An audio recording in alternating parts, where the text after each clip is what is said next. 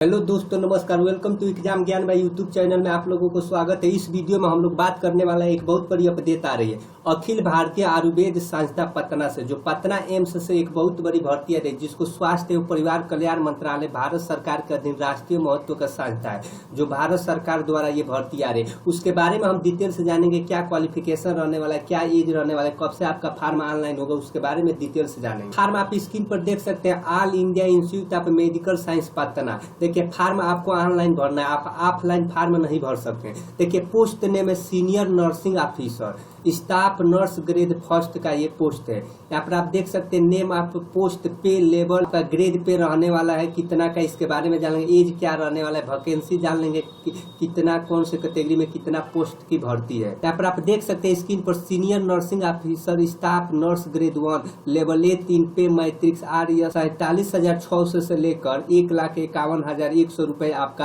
Per month salary रहने वाला है। इसका आप क्वालिफिकेशन देख सकते हैं कि आपका क्या क्वालिफिकेशन रहता है। आपका बीएससी नर्सिंग 4 ईयर का होना चाहिए। आप किसी भी इंडियन नर्सिंग काउंसिल से अगर आप बीएससी नर्सिंग किए हैं या किसी भी यूनिवर्सिटी से किए हैं तो आप इस फॉर्म को भर सकते हैं। या बीएससी पोस्ट सर्टिफिकेट होना चाहिए। बीएससी नर्सिंग अगर आप पोस्ट बेसिक का किए हैं किसी भी इंस्टीट्यूट या यूनिवर्सिटी से, तभी भी आप इस फॉर्म को भर सकते हैं। देखिए, आपको एक्सपीरियंस होना चाहिए। देखिए, किसी भी हॉस्पिटल से, प्राइवेट या सरकारी, जिसमें 100 बेड हो, मिनिमम 100 बेड होना चाहिए, उससे आपको कम से कम 1 वर्ष का एक्सपीरियंस होना चाहिए, तभी आप इस फॉर्म को भर सकते हैं, नहीं तो आप इस फॉर्म को नहीं। एज की बात है, आपका मिनिमम एज 21 वर्ष रहने वाला है और मैक्सिमम एज आपका 35 वर्ष रहने वाला है।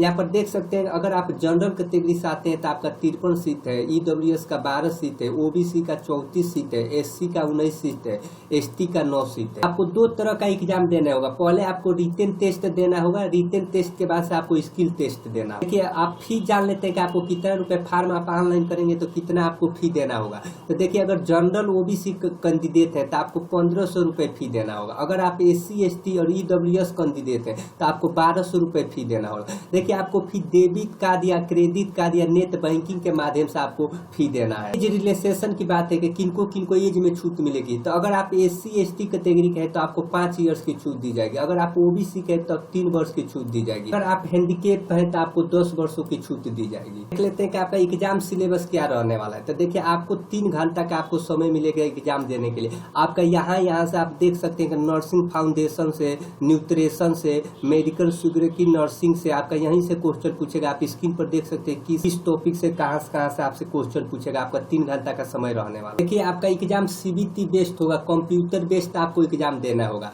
इसका अभी डेट क्लियर नहीं हुआ है कि आपका एग्जाम कब से होगा। देखिए, आपका यहाँ पर स्क्रीन पर आप वेबसाइट देख सकते हैं www.emspatna.edu.in पर जाकर अपना फार्म ऑनलाइन कर सकते हैं। आपका फार्म 1 अक्टूबर 2023 से ऑनलाइन होना स्टार्ट होगा और 15 अक्टूबर 2023 तक आप अपना फार्म भर सकते हैं। केवल आपको 15 दिन का डेट दिया जा रहा है कि आपका फार्म भरने के। अब जान लेते हैं कि आपका क्या क्या डॉक्यूमेंट लगेगा।